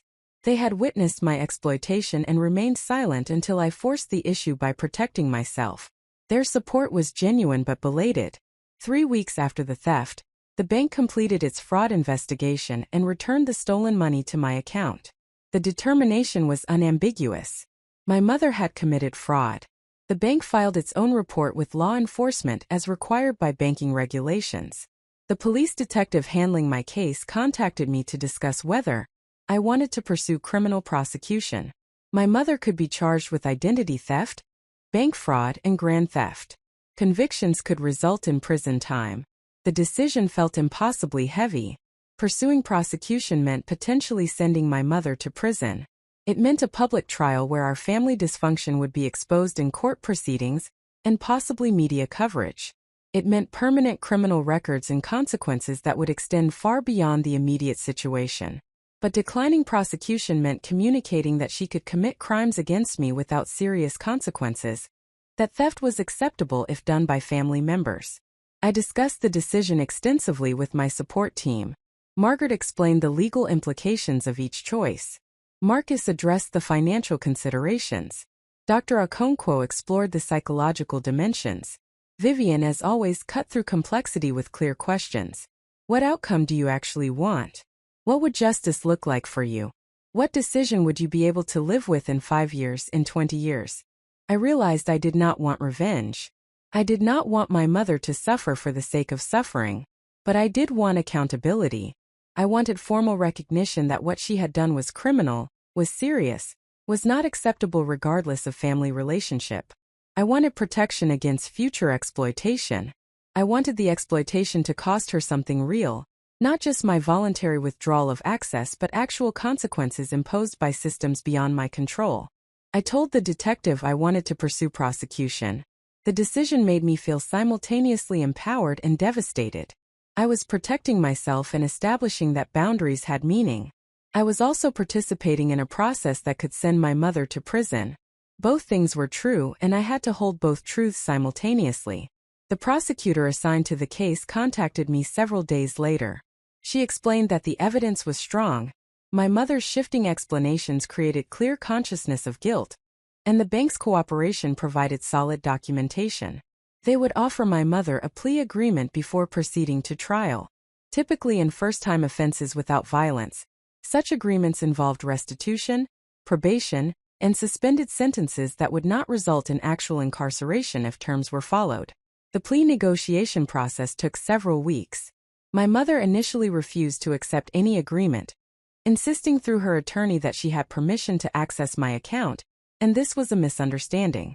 The prosecutor countered with the evidence, including the recorded phone call where she impersonated me to request the replacement card, and my documented communications establishing boundaries. Faced with the strength of the case, my mother's attorney apparently advised her that going to trial would result in conviction and likely harsher sentencing than the plea offer. The final agreement required my mother to plead guilty to 1 count of identity theft. She would pay full restitution including bank fees and costs I incurred responding to the theft. She would serve 2 years probation during which any contact with me would constitute a violation. She would complete a financial crimes education program. Her sentence would be suspended, meaning she would not serve prison time provided she complied with all terms. I attended the court hearing where she entered her plea. It was the first time I had seen her in person since before the theft. She looked smaller somehow, diminished in a way that had nothing to do with physical size. She did not look at me during the proceedings, keeping her eyes fixed on the judge or her attorney. When the judge asked if she understood the terms and agreed to them, her voice was barely audible as she confirmed her acceptance. The judge addressed her directly before accepting the plea. He noted that financial crimes against family members represented a particularly serious breach of trust.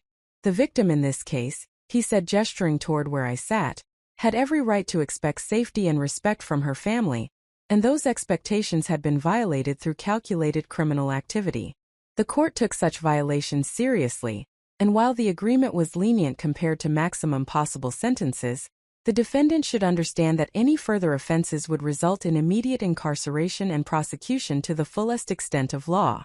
My mother nodded her understanding. The judge accepted the plea, established the terms formally, and set dates for restitution payments and probation check-ins. The proceeding lasted less than 20 minutes. My mother was escorted out through a side door. I left through the main entrance, avoiding any possibility of confrontation. Walking to my car, I felt untethered. I had just participated in the criminal conviction of my mother. The reality of that kept trying to sink in but could not quite penetrate the numbness that had become my default state. I had done the necessary thing, the right thing based on all available guidance and my own judgment. But right action could still feel terrible. Protecting myself had required hurting someone I had once loved without complication.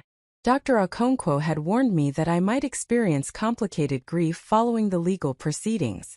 I was not grieving the mother I actually had but rather the mother I had wished I had, the parent who would have protected rather than exploited me. That fantasy mother was now fully dead, killed by the reality of criminal conviction and documented theft. I needed to mourn her so I could fully accept the parent who actually existed. The grieving process was not linear or simple. Some days I felt nothing but relief that the legal matters were resolving and boundaries were being enforced. Other days I felt crushing sadness, weeping for the relationship that had never actually existed, but that I had desperately wanted to believe in. I looked at childhood photos and could not reconcile the smiling woman holding toddler me with the person who had stolen from me without apparent remorse. Dylan's response to our mother's conviction was to blame me entirely. A series of messages arrived from a new number he apparently acquired to circumvent my blocking. I had destroyed our mother's life over a misunderstanding. I had used my financial privilege as a weapon against people with less resources. I had always been vindictive, and this proved I cared more about control than family. The messages were full of rage and completely absent of any acknowledgement that our mother had committed an actual crime, or that her actions had forced the legal consequences. I saved the messages for documentation but did not respond. Dylan lived in a reality where he and our parents were perpetual victims of circumstances and other people's choices. In that reality, I was the villain regardless of evidence or facts. Engaging with his version of events would only exhaust me without changing his perspective. He needed to believe I was wrong because acknowledging I was right would require examining his own exploitation of me, his own contribution to a family system built on my depletion. Margaret sent a follow-up letter to Dylan regarding the co-signed loan, making clear that his obligation continued regardless of other family matters. He was expected to resume monthly payments immediately or face civil litigation for the full balance plus legal fees and interest. Dylan's attorney, apparently recognizing the weakness of Dylan's position, negotiated a payment plan that would resume in 3 months after Dylan supposedly secured new employment. I was skeptical that Dylan would honor the agreement, but the formal legal structure meant that failures to pay would have documented consequences, rather than just eroding my personal finances invisibly. If he defaulted, we would pursue judgment and wage garnishment. The loan that had seemed like an act of familial support now existed as a legal obligation with enforcement mechanisms that did not depend on Dylan's goodwill or family pressure on me to be understanding. The totality of the legal actions, the criminal conviction, the cease and desist orders, the civil claims, created a perimeter of protection around my life. My family could no longer access me casually. Every approach now had legal implications they had to consider. The spontaneous demands, the expectation of immediate compliance, the guilt-based manipulation, all of these tactics were blocked by formal systems that did not care about family loyalty or obligation. I had built a moat around myself using law and institutions. The moat felt necessary and also profoundly sad. I had spent 31 years trying to be a good daughter and sister, trying to earn love through service and sacrifice. The result was exploitation, theft, and ultimately criminal conviction of my mother. Everything I had given had not been enough, and more importantly, nothing I gave would ever have been enough because the demand was infinite. That realization settled into my bones with the weight of grief and the lightness of freedom. I could not earn their love because their love was not available to be earned. What they offered was not love but conditional tolerance based on my utility. When I ceased being useful, the tolerance evaporated and what remained was naked self-interest without even the performance of affection. Understanding this did not eliminate the pain, but it did clarify my path forward. I could not fix my family. I could not repair what had never been whole. I could only protect myself and build a life that did not require their approval or participation. The family I was born into had failed me fundamentally. My task now was to create the life and relationships I actually deserved rather than continuing to accept what I had been given by accident of birth. Vivian told me during one of our regular coffee meetings that I seemed different, stronger somehow despite the obvious pain. I asked what she meant. She explained that when she had first known me at work, I had been competent but apologetic, always softening my expertise as though I needed permission to be capable. Now I spoke with authority, made decisions without excessive hedging, and took up space without apologizing for my existence. The observation surprised me. I had not noticed the shift consciously, but examining it I recognized she was right. Something fundamental had changed in how I related to the world. I no longer defaulted to accommodation. I no longer assumed my needs were less important than others' wants. I had been forged by necessity into someone who could protect herself, and that person was different from who I had been before. The question was whether I liked who I was becoming. The answer was complicated. I mourned the loss of my naive generosity, the version of myself who believed that love and sacrifice were equivalent. But I also appreciated the strength I had developed, the clarity I had gained, the boundaries that now felt natural rather than transgressive. I was becoming someone who valued herself appropriately, and while the process had been agonizing, the result felt authentic in a way my previous people-pleasing never had. 3 months after the theft and subsequent legal proceedings, I received a check in the mail. It was the first restitution payment from my mother, a court-ordered installment paying back what she had stolen. The check was for exactly 1/10 of the total, with a payment schedule indicating 9 more identical payments would follow monthly. The memo line was blank. No apology, no acknowledgement, just a check fulfilling a legal obligation. I deposited the check without emotion. The money was mine, returned to me, not a gift or gesture of reconciliation. It represented enforcement of consequences, not relationship repair. Some part of me had apparently still hoped that the legal process might shock my family into reflection and genuine change. The sterile check with its blank memo line confirmed that hope was unfounded. They were complying with court orders because non-compliance had penalties. They were not examining their behavior or acknowledging harm. They were simply managing a legal problem I had created for them by refusing to continue my role as family resource. In their narrative, I remained the problem and they remained victims of my unreasonable boundaries. I could live with their narrative because I no longer needed their approval or understanding. The validation I had spent decades seeking from them, I was learning to provide for myself. My actions had been appropriate. My boundaries were healthy. My self-protection was not selfishness but necessary wisdom gained through painful experience. The chapter of my life that had been dominated by family exploitation was ending.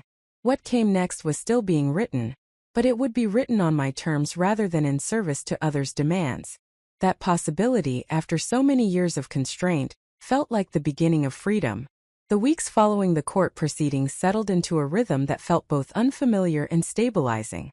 I had constructed barriers between myself and my family that held firm despite occasional testing. The legal framework Margaret had established meant that every communication attempt, every boundary violation, carried documented consequences that even my family seemed to finally recognize as serious. The constant pressure that had characterized my adult life had diminished to occasional background noise that I could manage without the consuming anxiety that had once accompanied every notification on my phone. Work became a refuge in ways it had not been before. Without the perpetual distraction of family crises requiring immediate attention, I found myself able to focus with a depth and consistency that produced tangible results. Projects that had languished while I divided my attention between professional responsibilities and family management now progressed efficiently. My team noticed the change, commenting that I seemed more present, more decisive, more confident in my leadership. One colleague mentioned during a project review that I had stopped apologizing before presenting my ideas, a verbal tic I had not even realized I possessed until she pointed out its absence. Marcus and I met monthly to review my financial recovery progress. The spreadsheets he maintained showed gradual improvement in my situation despite the ongoing burden of Dylan's loan payments. I had eliminated unnecessary expenses, reduced discretionary spending, and implemented the aggressive savings plan he had recommended. The emergency fund I had depleted through years of family subsidies was slowly rebuilding. The retirement contributions I had reduced were restored to their previous levels. The financial stability I had sacrificed for others' convenience was returning through disciplined choices and protected boundaries. Dr. Okonkwo continued to help me process the layers of grief, anger, and confusion that arose as I dismantled my identity as family caretaker and constructed something more authentic. The work was difficult and frequently painful, requiring me to examine assumptions I had held since childhood about my value, my responsibilities, and my right to prioritize my own well-being. She introduced concepts like enmeshment and differentiation, helping me understand how thoroughly my sense of self had been merged with my family's needs, and how necessary it was to develop a distinct identity that could exist independently of their approval or demands. Vivian remained a steady presence, someone whose wisdom came from lived experience rather than professional training. We met for coffee every other week, conversations that ranged from practical advice about workplace challenges to deeper discussions about meaning, purpose, and what constituted a life well lived. She had navigated her own complicated family dynamics during her career, though she shared those stories sparingly and only when relevant to challenges I was facing. Her primary gift was asking questions that forced me to clarify my own thinking, rather than providing answers that might not fit my specific circumstances. During one of our meetings at her favorite coffee shop in East Sacramento, Vivian arrived with a woman I did not recognize. The stranger was perhaps in her early 50s, dressed in business casual attire with an ease that suggested long familiarity with professional environments. She had warm brown eyes and an expression that combined openness with careful assessment, the look of someone accustomed to evaluating situations before committing to engagement. Vivian made introductions as we settled at our usual table near the window. The woman's name was Patricia Okafor, and she was apparently someone Vivian had mentioned to me several times, though I had not retained the details. Patricia worked as a financial consultant specializing in helping individuals and small businesses recover from economic exploitation or catastrophic financial setbacks. She had built her practice after her own experience escaping an abusive marriage that had left her bankrupt and rebuilding her life from nothing at age 42. Patricia explained her background with the matter-of-fact tone of someone who had processed trauma sufficiently to discuss it without being consumed by emotion. Her ex-husband had been financially controlling throughout their marriage, preventing her from maintaining independent accounts or building her own credit. When she finally left after years of escalating emotional abuse, she discovered he had taken loans in her name, destroyed her credit, and positioned her to accept full liability for marital debts she had not known existed. The legal and financial recovery had taken 5 years of careful work with attorneys and financial professionals who understood the specific challenges of economic abuse. Vivian had told Patricia about my situation, she explained, because she saw parallels between Patricia's experience and my own. While the specifics differed, the underlying dynamic of one person systematically extracting resources from another through manipulation and exploitation created similar recovery challenges. Patricia had developed expertise not just in the technical aspects of financial reconstruction, but in the psychological and practical realities of establishing life after breaking free from exploitative relationships. I felt simultaneously intrigued and uncertain about this introduction. My support team already felt substantial with Vivian, Marcus, Dr. Okonkwo, and Margaret. Adding another person seemed potentially overwhelming, another relationship to manage and maintain. But as Patricia spoke about her work and her own journey, something in her approach resonated differently than the professional services I was already receiving. She was not offering therapy or legal advice or financial planning in the traditional sense. She was offering something more like mentorship from someone who had walked a similar path and emerged on the other side with hard-won wisdom about the specific challenges I was facing. Patricia asked whether I would be interested in meeting occasionally to discuss my recovery process. She made clear this would not be a paid service but rather a mutual support relationship, based on her desire to help others navigate what she had survived. She had benefited enormously from mentorship during her own recovery, and viewed offering similar support to others as both repayment and continued healing for herself. The only cost would be my time and willingness to be honest about my struggles and setbacks. I agreed somewhat hesitantly, uncertain what this relationship would add to my existing support structure, but trusting Vivian's judgment about what might be useful. We exchanged contact information and scheduled a longer conversation for the following week. Patricia suggested we meet at a park rather than a coffee shop or office, noting that difficult conversations often flowed more easily while walking than while sitting face-to-face across a table. The day of our meeting arrived with unseasonably warm weather for late October. I met Patricia at William Land Park near the Duck Pond, a location she had suggested because it offered long paths where we could walk without worrying about navigating crowds or traffic. She arrived wearing comfortable walking shoes and casual clothing, a contrast to the business attire from our first meeting that somehow made the interaction feel less formal and more accessible. We began walking without particular destination, letting the conversation develop naturally as we followed paths through the park. Patricia asked me to describe my current situation with particular attention to what was working well and what remained challenging. I explained the legal protections that were now in place, the financial recovery plan I was implementing, the therapy that was helping me process the emotional dimensions.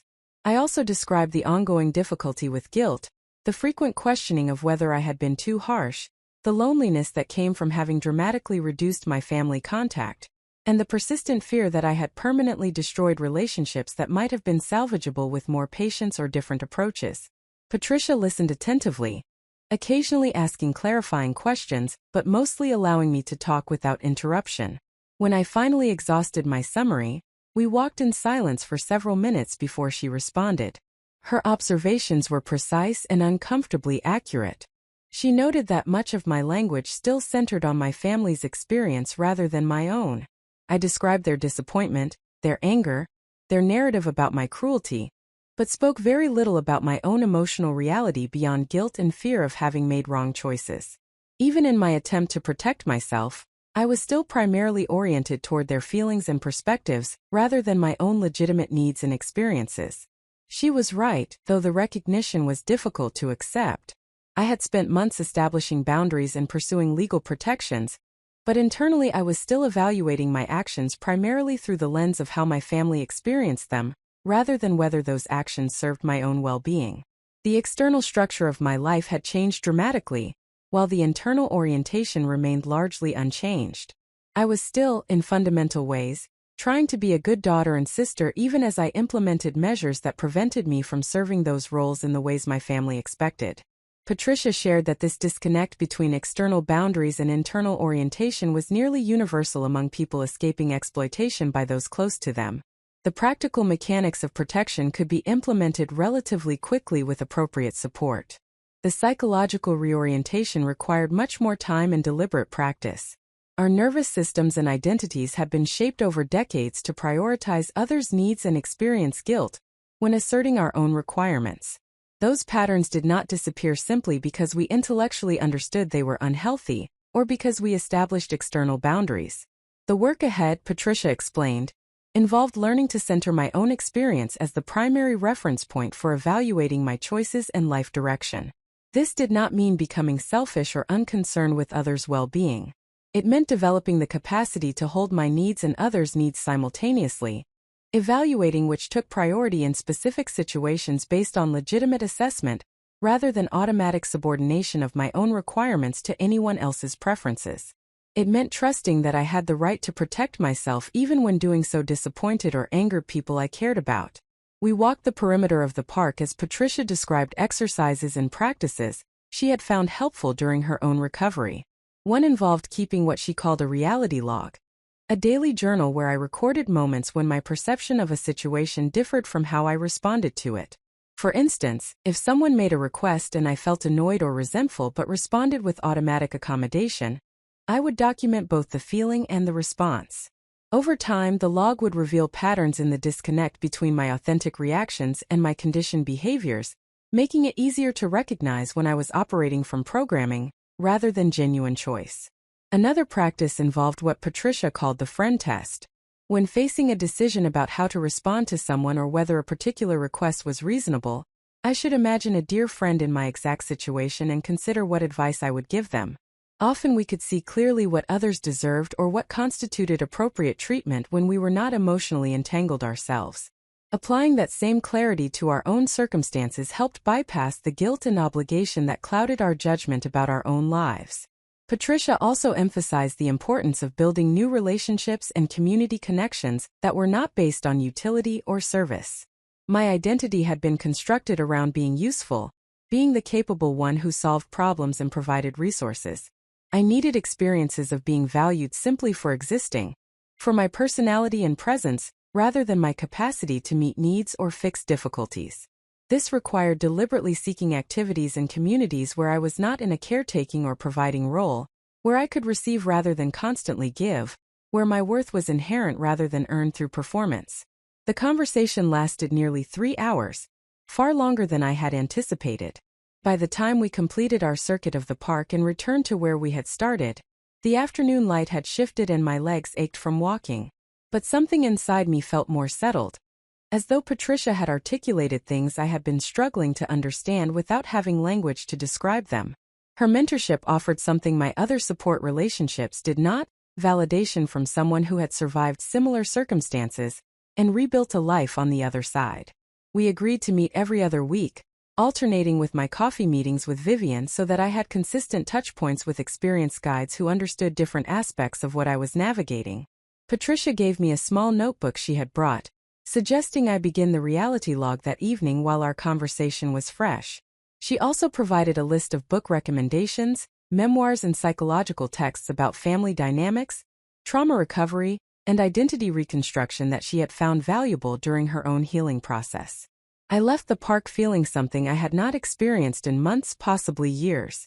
Not happiness exactly, but a sense of possibility, a recognition that the difficult work I was doing had purpose and direction beyond simply escaping harm.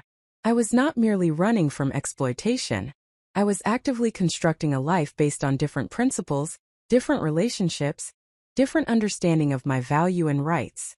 The destination was still unclear, but the path was becoming more visible.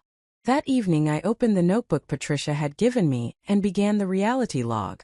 I documented interactions from the day, moments when my automatic responses diverged from my actual feelings or preferences. A coworker had asked me to take on an additional project despite my already full workload. I had felt frustrated and overwhelmed but had responded with cheerful agreement. A grocery store clerk had been unnecessarily rude. I had felt angry but had simply smiled and said nothing. My landlord had sent a notice about a rent increase that felt excessive. I had experienced resentment but had immediately begun calculating how to accommodate it rather than questioning whether it was justified or negotiable. The pattern was stark when documented in writing. Throughout my day, I received and responded to my own emotional signals only to override them systematically with conditioned responses designed to avoid conflict, maintain others' comfort, or demonstrate my capability and agreeableness. I was living in a state of perpetual self-betrayal, contradicting my own experience dozens of times daily in service to internalized rules about how I should be. The recognition was painful but also clarifying. The external boundaries I had established with my family were necessary but insufficient. I had prevented them from exploiting me directly, but I had not yet addressed the internal mechanisms that made me vulnerable to exploitation in the first place. Those mechanisms operated constantly across all my relationships and interactions, not just with family but with coworkers, service providers, friends, and strangers. I had learned to accommodate, perform, and subordinate my needs so thoroughly that it had become invisible to me, as automatic as breathing. Over the following weeks, the reality log revealed patterns I had not consciously recognized. I apologized constantly for things that were not my fault or responsibility. I volunteered for tasks no one had asked me to do, then felt resentful when others did not reciprocate or appreciate my initiative. I made myself available to others regardless of my own needs or capacity, then felt depleted and taken advantage of. I struggled to articulate preferences, often defaulting to whatever others wanted while pretending I had no opinion. I interpreted any negative reaction from others as evidence I had done something wrong, immediately searching for how to fix or prevent their discomfort. Patricia reviewed my log entries during our walks, helping me understand the origins and functions of these patterns. Many behaviors I interpreted as personal failings were actually adaptive responses to family environments where expressing needs or preferences resulted in punishment, withdrawal of affection, or increased demands. I had learned very young that accommodation kept me safe, that performance earned conditional approval, that my value derived from utility rather than inherent worth. Those lessons had served a purpose in surviving a family system that treated me as resource rather than person. But they now prevented me from living authentically or building reciprocal relationships. The work of changing these patterns was slow and frequently uncomfortable. Patricia coached me in small experiments with different responses. When a coworker asked me to take on additional work, I practiced saying I needed to check my capacity before committing rather than immediately agreeing. When someone was rude, I practiced addressing it directly rather than absorbing the treatment silently. When I felt resentful about something I had volunteered to do, I examined whether I actually wanted to do it, or whether I was performing service in hope of earning approval or avoiding guilt. Many of these experiments felt terrifying in execution. My nervous system interpreted assertion of boundaries or preferences as danger, flooding me with anxiety and guilt that felt overwhelming. Patricia assured me this was normal, that changing lifelong patterns required working against powerful conditioning that had kept me safe in genuinely unsafe circumstances. The anxiety was my body's alarm system warning me, I was deviating from survival strategies that had protected me. Learning to tolerate that anxiety without immediately reverting to old patterns was essential work. Gradually, through repeated practice and reflection, I began experiencing moments where authentic response felt more natural than conditioned accommodation. A colleague made an unreasonable request and I declined without elaborate justification or guilty apologizing. A friend suggested plans that did not work for my schedule, and I proposed an alternative rather than forcing myself to accommodate. A service provider attempted to charge me for work not performed and I disputed it, rather than paying to avoid confrontation. Each small instance of honoring my own experience and requirements reinforced new neural pathways, demonstrating that I could survive and even benefit from operating differently than I had been trained to. Patricia emphasized that this transformation was not about becoming inflexible or uncaring about others. It was about developing discernment regarding when to accommodate and when to protect my own needs, making those choices consciously based on values and assessment rather than automatic programming. There would always be times when compromising my preferences for others made sense, when generosity and service aligned with my values and capacity. The difference was choosing those moments deliberately rather than defaulting to them automatically regardless of cost to myself. She shared examples from her own life illustrating this principle. She volunteered regularly at a women's shelter, providing financial literacy workshops for women escaping domestic violence. This service required time and energy but aligned deeply with her values and felt meaningful rather than depleting. However, she maintained firm boundaries about emotional labor with friends who repeatedly created drama, without taking responsibility for their own choices. She could distinguish between service that honored her values and exploitation that drained her resources, making choices based on that distinction rather than either automatic giving or rigid withholding. I began experimenting with similar discernment in my own choices. I volunteered to mentor a junior colleague who showed genuine interest in learning and growth, finding the relationship rewarding rather than burdensome. However, I declined to continue covering additional work for a team member who consistently failed to manage their own responsibilities, recognizing that my accommodation enabled rather than helped them. I donated to causes that mattered to me while declining guilt-based appeals from organizations using manipulative tactics. I made time for friends who demonstrated reciprocity while reducing contact with people who related to me primarily as a resource for their needs. The process of rebuilding my life with these different operating principles felt like learning to walk after an injury that had never properly healed. The old patterns were familiar even though they hurt me. The new patterns required conscious effort and produced significant discomfort even though they ultimately served me better. I wavered between confidence that I was finally living with integrity and fear that I was becoming someone harsh and selfish who failed to care properly about others. Patricia assured me that this ambivalence was normal and would likely persist for some time. I had spent 31 years being trained that accommodation equaled virtue and boundaries equaled cruelty. Changing that fundamental belief structure required more than intellectual understanding. It required repeated experience demonstrating that I could honor my own needs without becoming a bad person, that others could handle disappointment without catastrophe, that relationships built on reciprocity were more sustainable than those based on my service and sacrifice. 6 months into my work with Patricia, I noticed a shift during one of our park walks. We were discussing a situation at work where I had declined a project that would have required extensive overtime without compensation. My manager had been disappointed but accepting.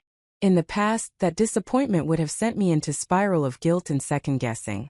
Instead, I felt clear that my decision had been appropriate based on my workload, compensation, and personal boundaries.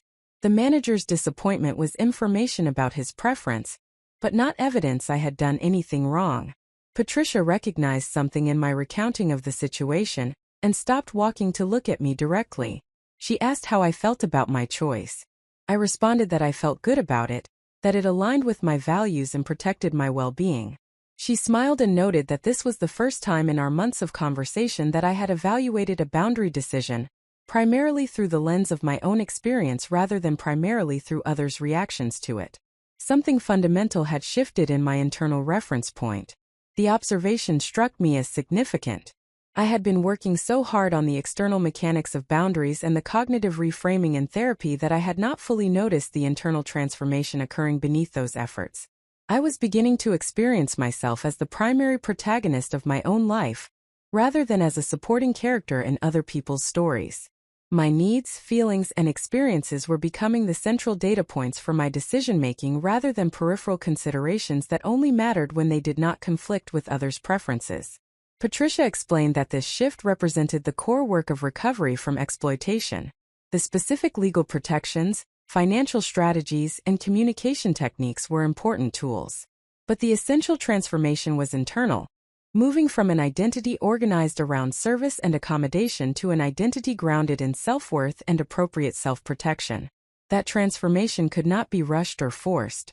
It emerged through accumulated experience demonstrating that we could survive and flourish when we honored rather than betrayed our own legitimate needs and boundaries.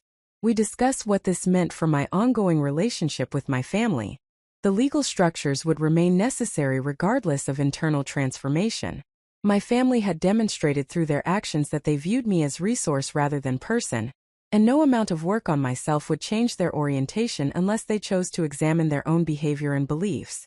The boundaries I had established were not punishment but protection, maintaining necessary distance from people who had proven harmful. However, Patricia noted that my internal relationship to those boundaries could continue evolving.